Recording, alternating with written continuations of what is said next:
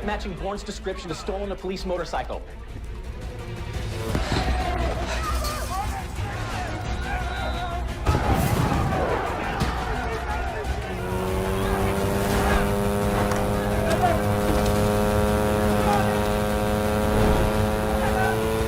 Parsons is at the statue of Athena. Copy that.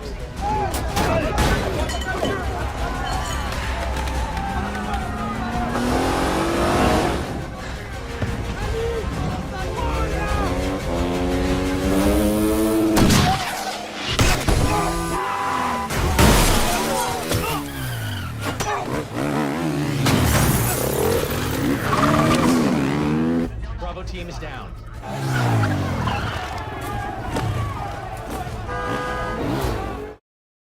Welcome to Kermode Uncut. It's the summer, which is the time that Simon Mayo and I traditionally take a break from doing the Radio 5 radio show in order to run the Wittertainment cruise. So we haven't been on the air for a couple of weeks. And I just wanted to take the opportunity of the blog to talk to you a little bit about Jason Bourne, which came out since I've been off the show. Robbie Collin reviewed it on the radio. And it's a film that I'm very fond of. I wrote about it in The Observer, but I didn't do a broadcast review of it. So to catch up, firstly, as you know, I'm a huge Paul Greengrass fan. I have been ever since the days of Resurrected, which incidentally was the first film I was ever quoted on the poster for, which I'm still very proud of.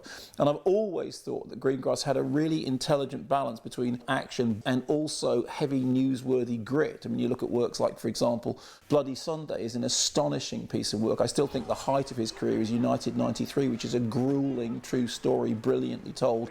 Captain Phillips, of course, was a Kermode Award winner. But there are the Bourne films, which are essentially popcorn entertainment. Paul Greengrass took over the Bourne franchise. The first film was directed by Doug Liman. He made The Bourne Supremacy and The Bourne Ultimatum. And these were films which notably raised the game for action thrillers. And if you look at what happened to the Bond movies in the wake of the Bourne movies, you can see that they changed. Their whole format changed.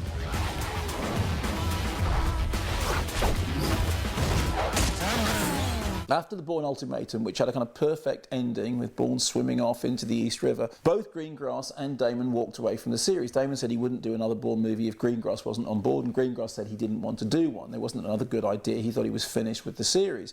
Paul Greengrass and Matt Damon were interviewed on the radio show by Simon Mayo and said, partially joking, "Ask us why we did the Jason Bourne." You're the only one we can say this to. I know. So, Matt, it's been 6 years or something? No, it's been 2000. It's been 9 years. 10 years. So how come you've made a new Bourne film? Well, Paul, you can tell him. I mean, this is I believe we announced it on your show. We said in 2007. we could not possibly make another Bourne movie unless your team Tottenham qualified for Champions League.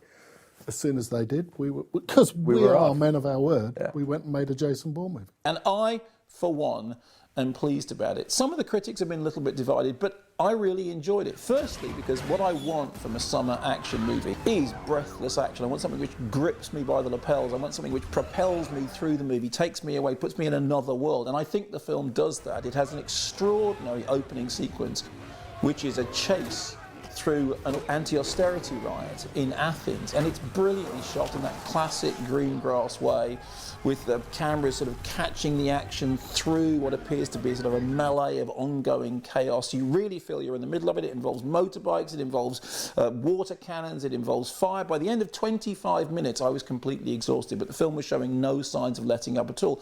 And of course, it's that classic Greengrass thing of taking something which is a piece of popcorn action, but giving it a contemporary twist. The fact that it has the Athens anti-austerity riot, the backdrop for all this story is to do with cyber stalking and surveillance and counterveillance, and we have ideas about, Julian Assange and Edward Snowden going on in the background. But it is, first and foremost, an action movie.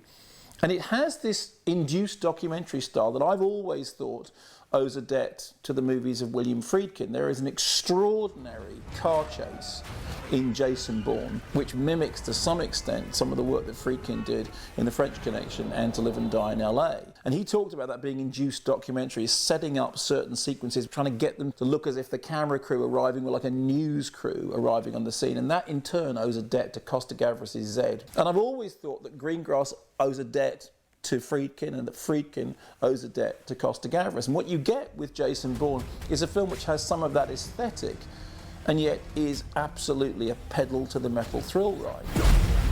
So what makes it more than just a Fast and Furious movie? What makes it more than just a series of chases? Well, oddly enough, the answer to that is Matt Damon. In this film, Matt Damon has apparently something like less than 25 lines. He's never been talkative as Jason Bourne, but in the Jason Bourne movie, he says even less than usual. Yet he does manage to convey pathos and tragedy and many other complex emotions through physical acting. It's a very, very physical performance. Now, if you're a regular here, you'll know that I'm a great admirer of actors who can tell a story with their bodies rather than necessarily with their mouths. You look back to the great traditions of Harold Lloyd and Charlie Chaplin and Buster Keaton and all those people who had to tell stories physically. I think nowadays physical acting is greatly underrated, particularly by critics. Tell me.